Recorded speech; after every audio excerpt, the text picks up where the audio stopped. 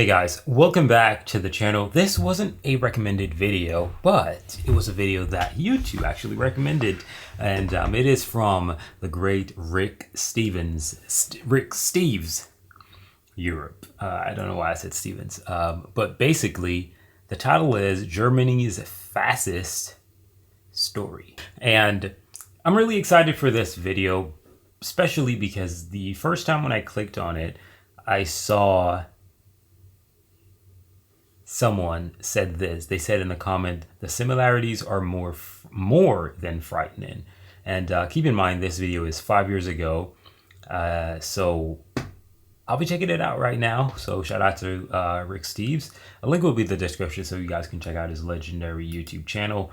He literally has like some of the best videos in my humble opinion. So without further ado, let's get right into it. Thank you for watching. Any recommendations, leave those in the comment section down below, or click that link in the pinned comment section.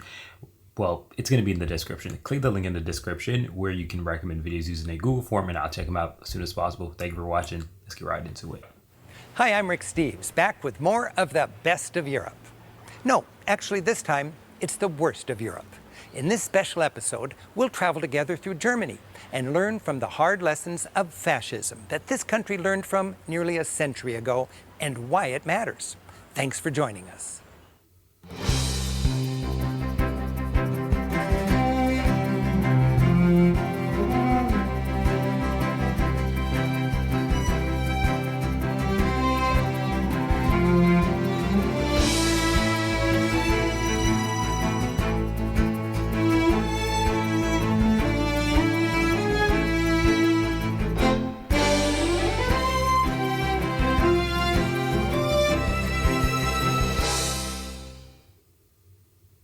As democracies are being threatened throughout the West by the rise of angry populist masses and wannabe autocrats, thoughtful travels reveal that history is speaking to us.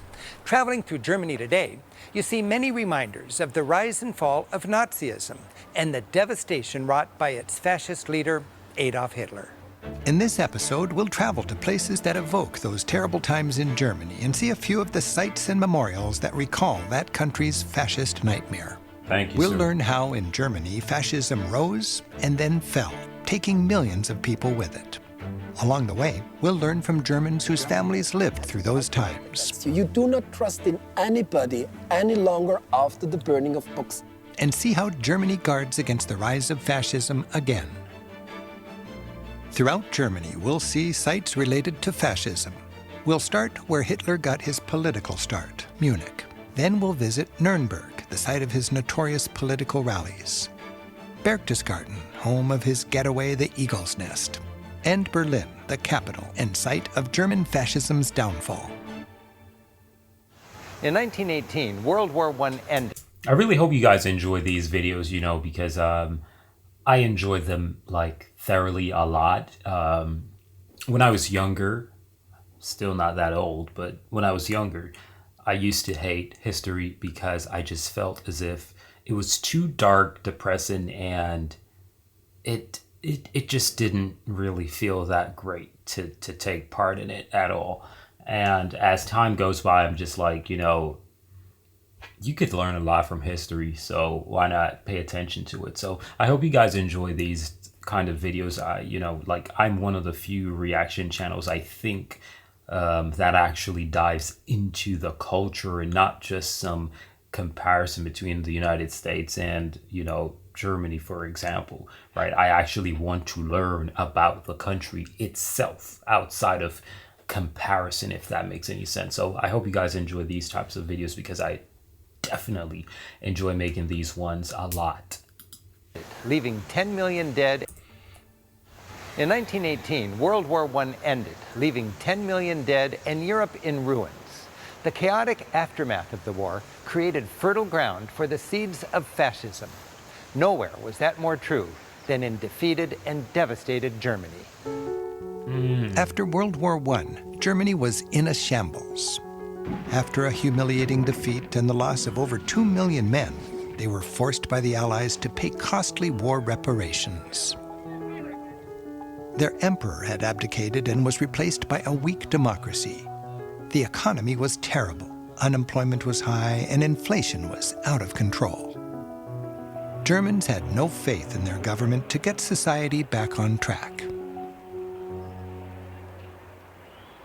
In this vacuum of power, a fringe movement claiming to be the champion of the oppressed emerged. They dressed in intimidating brown shirt uniforms, roamed the streets in gangs, and wanted to restore Germany's national pride. They called themselves the National Socialists, or Nazis. Their leader, Adolf Hitler. Those early Nazis. Wait, what? Okay, I'm going to say this because I know there's probably going to be a few people who are going to just be like, oh, you didn't know that? Oh. I'm here to learn, right? There's going to be things in this video that is actually going to shock me, right? So please keep that in mind. Just keep that in mind. Have an open mind to realize, wait a minute, this guy's trying to learn. So don't try to, do all the shame and, weird stuff. Because typically when I do videos where, I'm learning about something, there are those few random people that be like, oh, how could you not? I'm not God, dude. Just give me a break. I'm trying to learn, But he said something here that blew my mind. Or Nazis. Their leader, they called themselves the National Socialists, or Nazis. National Socialists? Holy shit. Why is this so actually similar? Nazis. Their leader, Adolf Hitler. Those early Nazis found a natural base here in Munich. While a pleasant and idyllic city today, this capital of Bavaria was known for its conservative and nationalistic passions. Nazi street gangs violently attacked unwanted outsiders, Jews, and communists. That's him when he was younger, huh? In 1923, in a beer hall like this, the original Nazi leadership gathered their followers. They were impatient and eager to take power. Hitler waved his pistol in the air and called for the revolution to begin.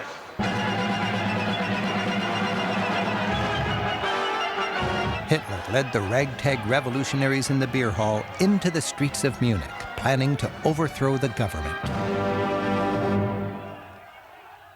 But that attempted revolt, called the Beer Hall Putsch, failed. After a bloody confrontation, the police crushed it here at Odeonsplatz. Hitler was arrested and sent to jail, and it seemed that Germany's fascist movement was finished before it got off the ground. Unable to overthrow the government by force. These things sound way too...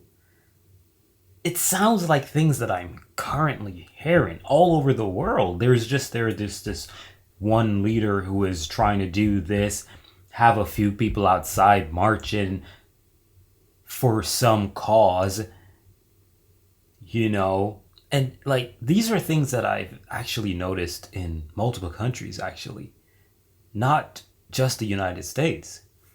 Dude, what? That's crazy. And then he was sent to jail, which then if he comes out, he's going to be seen as a hero. The guy who is fighting for us. What? This shit is crazy. Of course, Hitler resolved to take it by political. Unable to overthrow the government by force, Hitler resolved to take it by political means.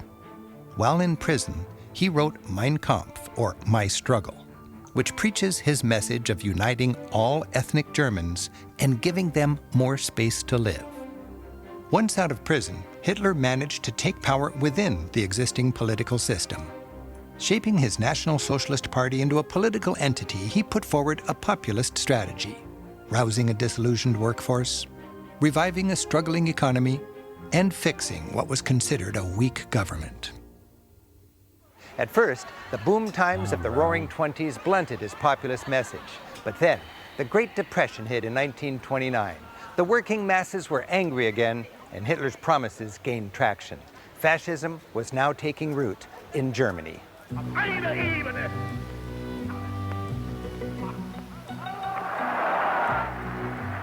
So Hitler promised jobs to everybody. And of course, people needed jobs. Hitler promised the people everything they wanted. He promised them a bright future. He promised them work. He promised them Lebensraum, living space. Hitler was a powerful, mesmerizing speaker.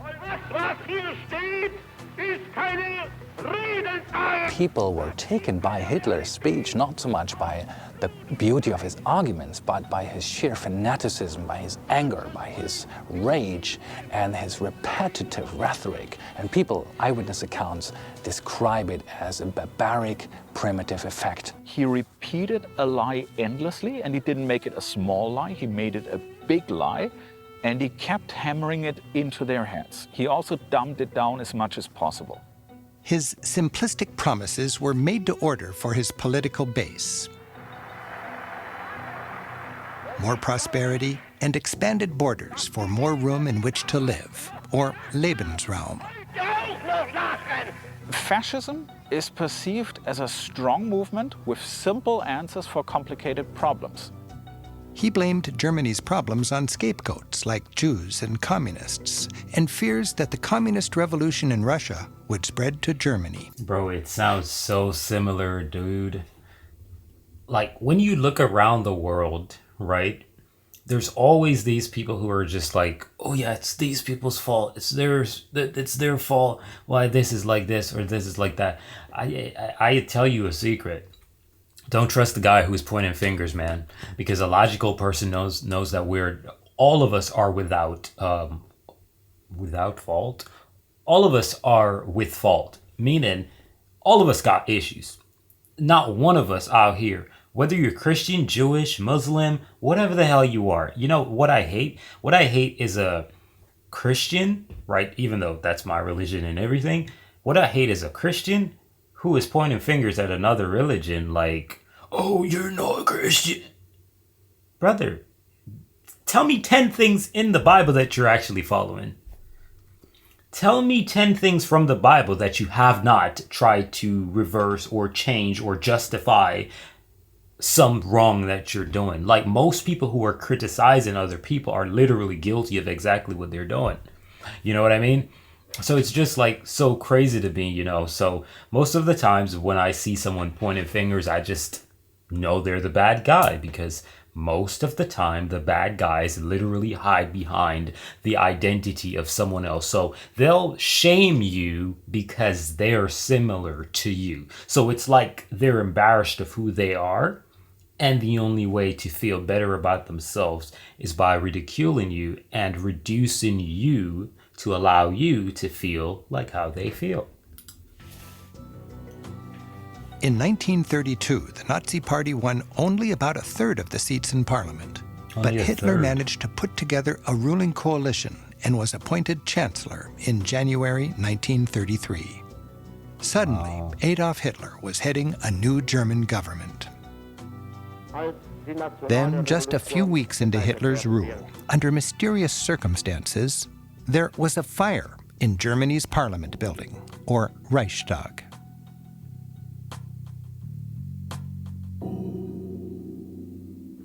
A disaster like this, which many historians believe was actually the work of Hitler's people, is an answer to an aspiring dictator's prayer.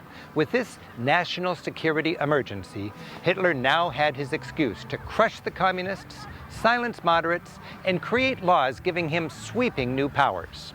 Suddenly, in Germany, there was no middle ground. You were either with Hitler or against him.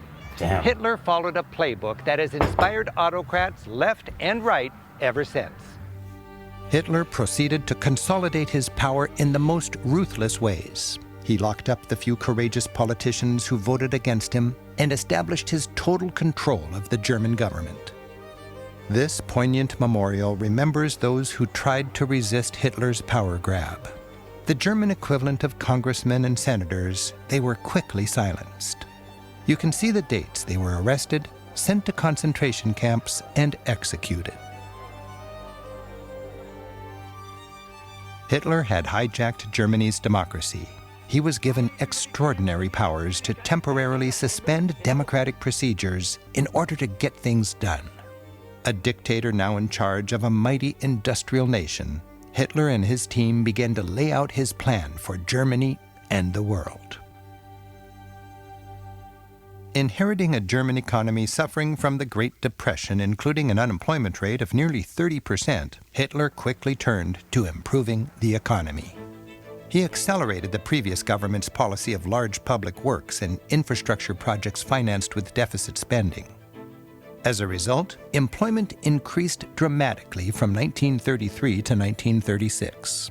Despite this new focus on jobs and the German worker, the Nazis had no use for labor unions. Well, fascism basically hates everything communist, or Bolshevik as they call it. So they would not like trade unions. They were not within the frame of the fascist movement. 1 year into their government, they declared May Day a holiday for the first time. The union celebrated. And the next day, when they were hungover, more or less, they smashed the unions. Despite having the term socialist in the party name, Hitler was a friend of industry. He privatized many industries, and the corporations that had supported his candidacy continued to back him. Corporations would support the Nazi government of Germany because it was good for their profits. With all this economic activity and employment, Hitler re-energized Germany. Much of Germany was swept up in Hitler's charismatic vision, and the country had a common purpose. Everywhere he went, crowds adored him. Women swooned when his car drove by. In clubs called the Hitler Youth, boys and girls pledged their allegiance to him.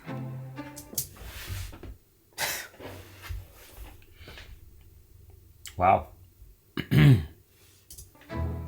A little boy in 1935, when he looked at Hitler, he would see a godlike person. He was somebody who would elevate the German people, who would elevate the people of this boy to become the perfect master race running the planet. Hitler became known by a new title, which meant he was their leader, their Führer.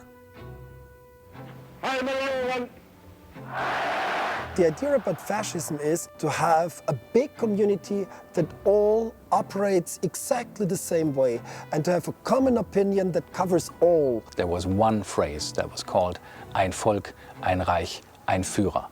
One people, one empire, one leader, full stop. There was a dark side to all this Nazi conformity. Individuality was lost. Individualism doesn't even exist in fascism. It doesn't exist in any aspect. It doesn't exist in art. It doesn't exist in lectures at university. It doesn't exist in newspapers and press. For the Nazis, the city that most embodied their sense of national unity was Nuremberg.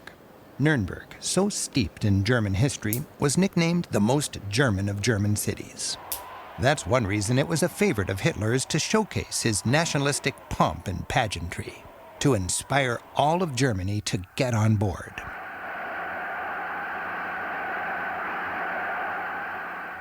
There were three German Reichs, or empires. The first was medieval. It was called the Holy Roman Empire. In fact, the emperor's castle still towers above Nuremberg.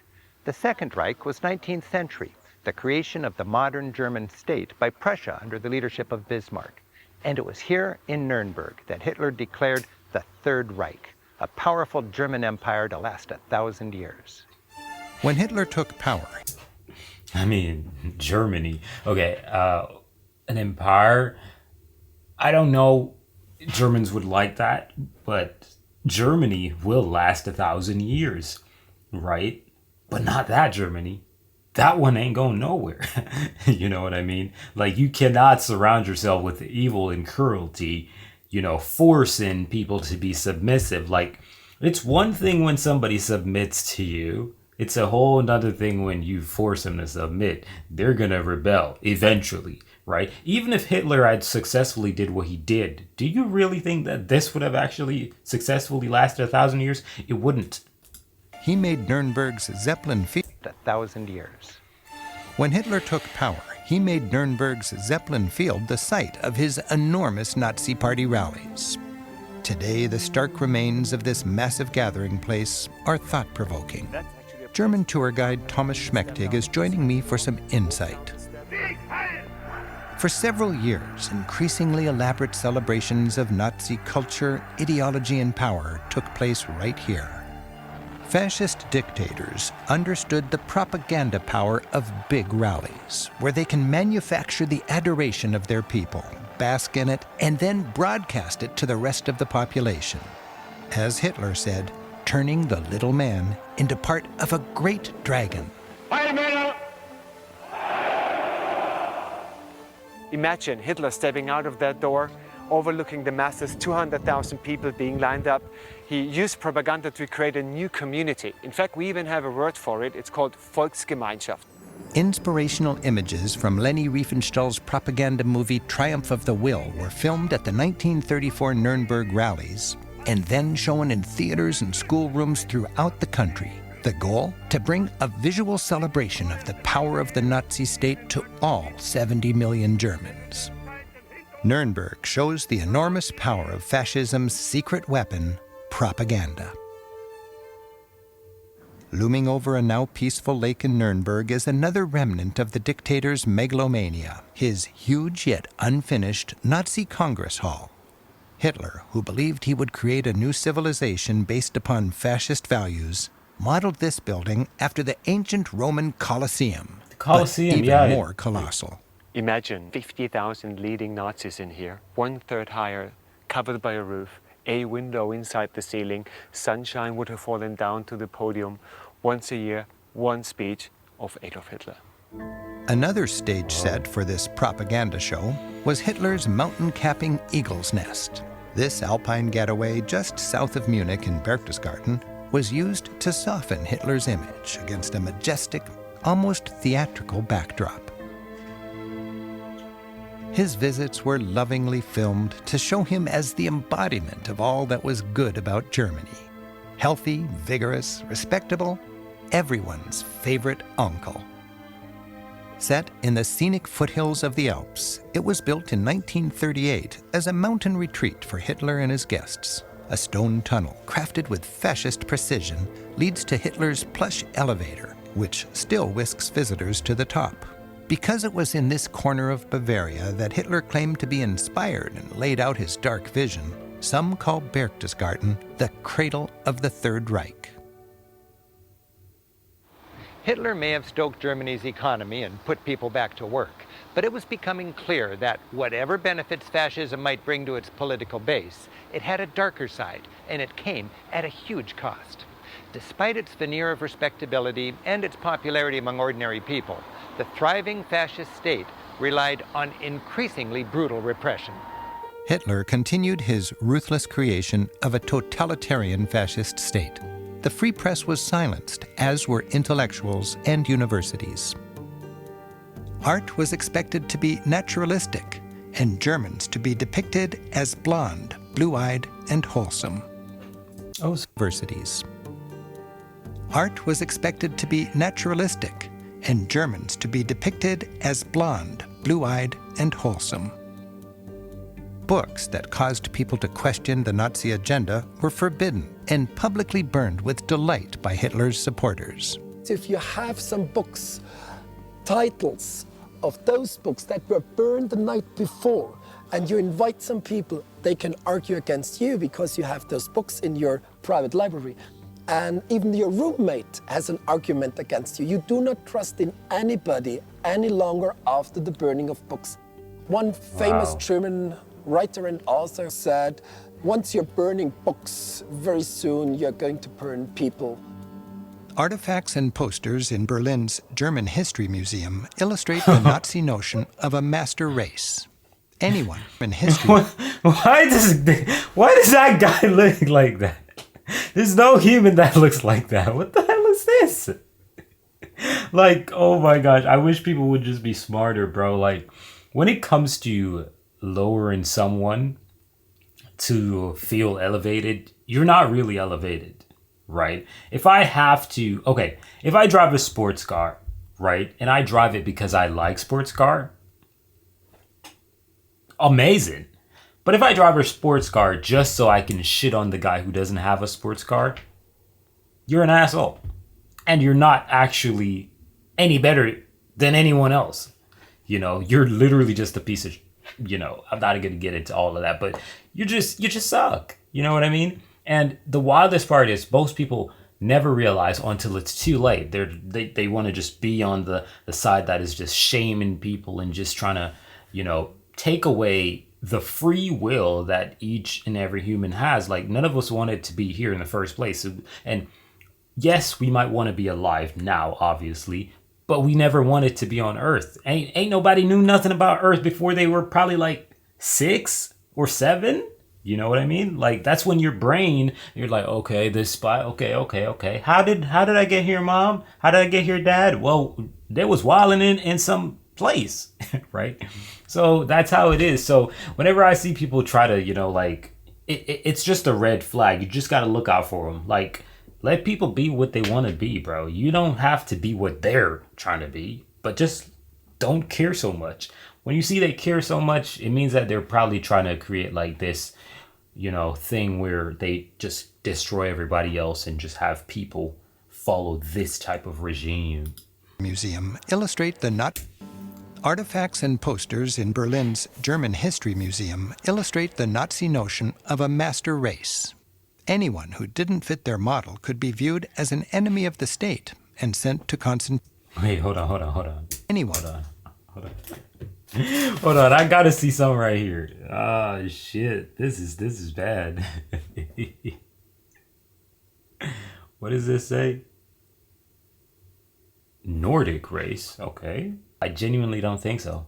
Who didn't fit their model could be viewed as an enemy of the state. Okay, I want to see this one now. Come on, give me, yep. Familiar race and Western race. I mean, yeah, looks about right. These ones look normal, but the Nordic Anyone who didn't fit their model could be viewed. The Nordic is a little bit weird because, like, I don't know. Nazi notion of a master race. Anyone who didn't fit their model could be viewed as an enemy of the state and sent to concentration camps. Damn! The Nazis required those they imprisoned to wear badges that identified their status: political traitor, lawbreaker, foreigner, homosexual, and a catch-all, asocial. They even had that. I never knew they did that. I thought it was only Jews and, you know, little black folks, some white people who ain't look, you know, a type of way. I ain't never knew they had sexuality in it too. What? That's crazy. Lawbreaker, Nah, bro. That was trying to round out everybody. What the flip? Did they do that for women as well? Or not? foreigner, homosexual, and a catch-all, asocial. Anyone who would not conform. Homosexual status. Oh, so if you don't conform, you also get put here? Even if you got the nice, perfect look that he describes? That's kind of crazy. Like, what? Just imagine being thrown in here just because you don't look pretty. That's messed up. He's required those they But this is like a bunch of dudes, though. imprisoned to wear I don't see badges no woman. that identified their status: political traitor, lawbreaker, foreigner, homosexual, and a catch-all. Foreigner. That kind of sounds familiar right now because foreigners be getting booted everywhere. Like, literally. Like, whew. It sounds very familiar. Asocial. Anyone who would not conform. A special badge, the Yellow Star of David, went to Hitler's lowest of the low, the Jews. The Nazis believed that the German people were the master race, the toughest, the strongest, the bravest, the smartest. They said we should be running the planet. We just can't do it because this conspiracy, the Jewish world conspiracy, is in the way. Damn, that's crazy. But you know what I think, though? I'm not going to even deny it. I genuinely think that anyone who thinks or believes in a master race is an idiot. Because what is a master race? The race that doesn't die. We all die. Like, there's no advantage. Like, even some people, like, I am probably one of the worst persons to have a conversation with, because no matter who you are in this world, I'll never allow you to feel like you're special compared to anybody else. Because, okay, they have this thing. They say white guys can't jump, right? They say black guys can't shoot the basket. You know, like in basketball, shoot the shot, right?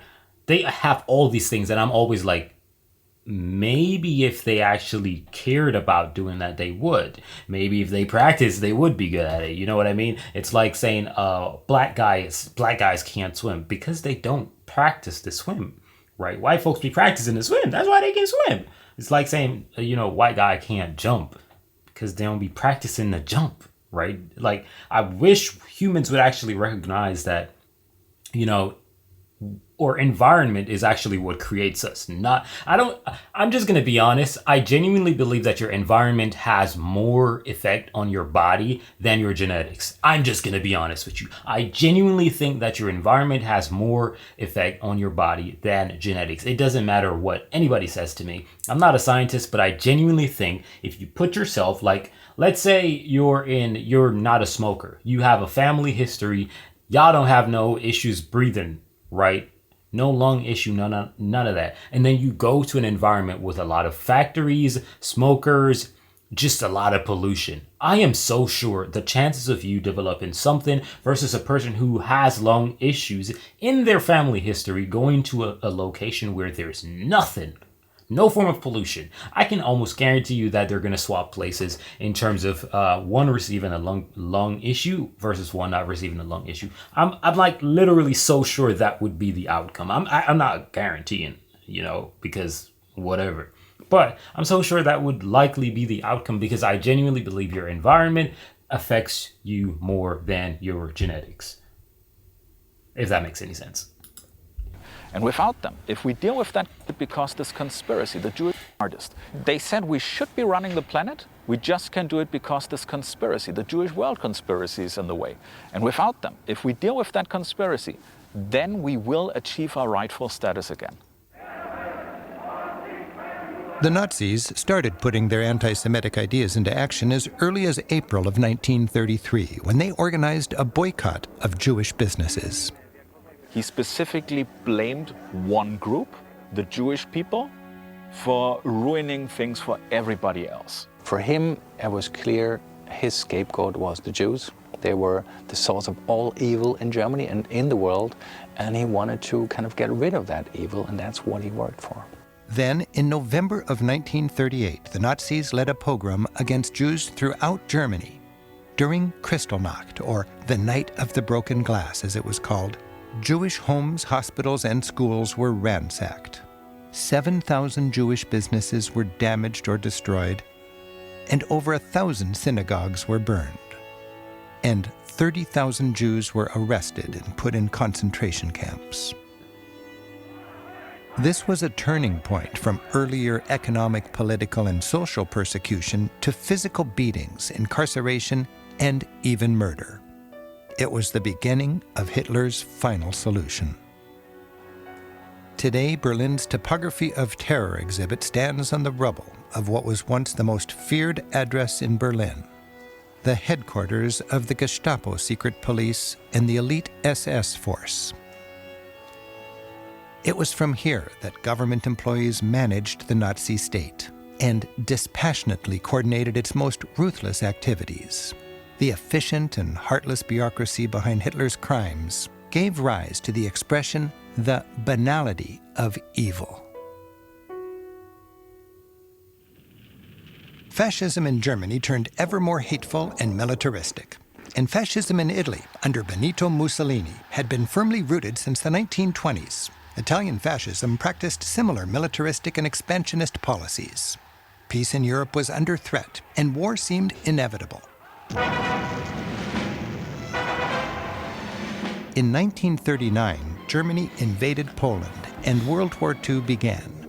The military might of Germany seemed unstoppable. In 1939, Germany invaded Poland, and World War II began. The military might of Germany seemed unstoppable. Employing their fast, lightning war technique called blitzkrieg, Hitler's mighty tanks and high-tech air force, the Luftwaffe, swept across Europe. France fell quickly, and suddenly Hitler was playing tourist at the Eiffel Tower. Soon, nearly all of the continent was under direct or indirect fascist rule. With their final victory seemingly inevitable, the Nazis tightened the screws within their own society. The evils of fascism were incremental. As its small evils became big evils, German society managed to be oblivious to its own atrocities. At first, concentration camps contained people who didn't conform. Then they became forced labor camps. Eventually, the Nazis built death camps, which were located outside of Germany and therefore farther from public view. With what the Nazis called the final solution, the entire Jewish population was targeted for extermination. In total, approximately 6 million Jews died from Nazi persecution. 2.7 million of those died in death camps.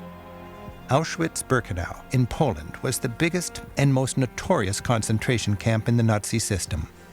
Seeing the camp can be difficult, but Auschwitz survivors want tourists to come here to try to appreciate the scale and the monstrosity of the place in human terms, in hopes that this horror, known as the Holocaust, will never be forgotten. To finally defeat fascism, the alliance of Hitler and Mussolini, it took a massive and heroic Allied effort, led by Britain, America, and the Soviet Union. Germany was overwhelmed as the combined military might of the Allies closed in on the Third Reich. Finally, the Nazi capital of Berlin was liberated by Soviet troops. And Hitler finished his life here in Berlin, deep underground in a bunker below my feet. With his capital smoldering in ruins, the dictator committed suicide. Finally, in the spring of 1945, the war in Europe ended. The death toll was staggering. In addition to 6 million Jews, the Nazis killed hundreds of thousands of so-called undesirables. Over 1 million political and religious prisoners, and nearly 9 million Soviet and Polish citizens. Europe's experiment with fascism left the continent devastated, with entire societies needing to be rebuilt. Germany had to be reconstructed inside and out. The sweeping impact of fascism can be felt to this day in the many memorials across Europe that remind us of those horrific years. In Berlin, the memorial to the murdered Jews of Europe is a touching and evocative field of gravestone-like pillars. It's designed to cause people to think and to ponder this horrible chapter in human history. A common refrain at many of these memorials is never again. But even today, in well-established democracies throughout the West, societies are facing many of the same emotions, frustrations, and inequities that a century ago opened the door to fascism in Europe. If I ask myself, could it happen again? I would say no, but it has happened in Germany, and it might happen again. Fascism happened here in Germany, the center of civilization, in the land of Beethoven, Goethe, and Schiller. And if it could have happened here, it can happen anywhere in the world. Today, Germany deals responsibly with the legacy of pain it brought Europe. Germany knows the importance of a well-informed electorate. Every school child learns of the Holocaust with a visit to a concentration camp. And Nazi documentation centers in major cities tell the story. But perhaps most important is the preservation of government by the Constitution and the rule of law, and not by the dictates of a charismatic, all-powerful leader. One of the things that you can do to make sure that something... Honestly, I don't think it can happen again in Germany, for a very long time at least. But I do believe it's very possible in the wider Europe. And unfortunately, the United States, I don't think it could happen because of the way how the political system is set up. I don't think it could happen, but I think it is something that could happen if we unfortunately have the wrong leaders who are trying to change the laws, right? How it's going in the United States right now, I could easily see it happening, right? But the laws, you know, that are in the United States in terms of being the president is what I think is literally actively preventing this, like just from escalating from 0 to 100. Like if the laws were any different in the United States, right?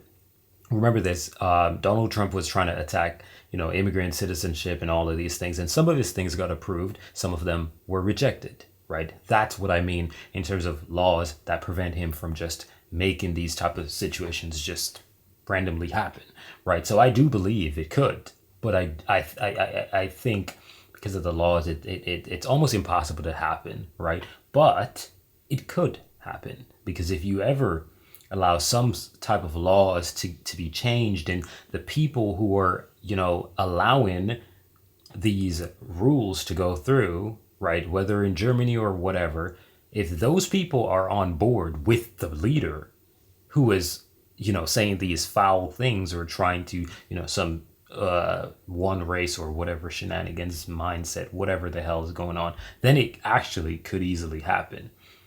So I don't know. You could never say never. It could easily happen in the United States, and it could easily happen in Germany again, or any other country. Like this will not happen here or in other countries is not trust people that promise you very easy answers for very complicated problems. Yes. It never works. As we've seen through the story of fascism in Germany, a charismatic leader rose to power through the democratic process and then seized extra-constitutional power by unlawful means. When citizens allowed this, individual freedoms and rights soon fell by the wayside, and democracy was lost. While democracy was restored to Western Europe, it easily could have been lost forever, and the cost was millions of lives. As history continues to unfold around us today, it's important to remember that freedom and democracy are not guaranteed. We are all participants. And men as well. Men, dude. Like, we are the biggest problems, because we're the ones always so attracted to the one guy who is just like, yeah! We're always the ones who are the first ones to raise these weapons and to start a war. We're always the ones to do it. Like, the women will follow, right? But the men are the ones, we are the ones who are most responsible. Even like if you become a dad, if you're a dad, if uncle something, you are the one responsible to allowing your son to think a certain way, because I'm telling you, men, we are the main problem when it comes to wars and shenanigans like that. A lot of weird politicians, right-wing weirdos, they always say, oh yeah, women are emotional, they're not supposed to lead, blah, blah, blah, blah, blah. Hey, if there's one thing I can tell you, men are the reason why wars take place. And we are all responsible. Yes, sir. The story of fascism in Europe has taught us that strong and charismatic leaders can capitalize on fear to lead a society astray. Democracy is fragile. It requires a vigilant and engaged populace. And if you take freedom for granted, you can lose it. Thanks for joining us. I'm Rick Steves. Until next time, travel thoughtfully. Shout out to Rick Steve, man. This is a real life video. It's a real crazy video. I cannot deny it. Literally, I stood here for 50 minutes, 25 additional minutes. I'm going to have to cut out a lot of it because the video is way too long. Got to drop it down to at least 35 minutes maybe, right? But this was an amazing video, and I hope you guys enjoyed it. But you got to be careful out there, and you got to, look out for yourself. Like, anything about the superiority, whomever it is, don't think it cannot come from the left as well. It can, right? Left, right, middle, center. Just like, once someone is trying to say only them should be able to live this certain way, and they're trying to snatch away somebody else's freedom, be careful of that ideology, man. That's literally what usually leads us astray as a society. But thank you guys for watching this video. I hope y'all enjoyed. I did. Shout out to Rick Steves, and I'm out of here. Peace.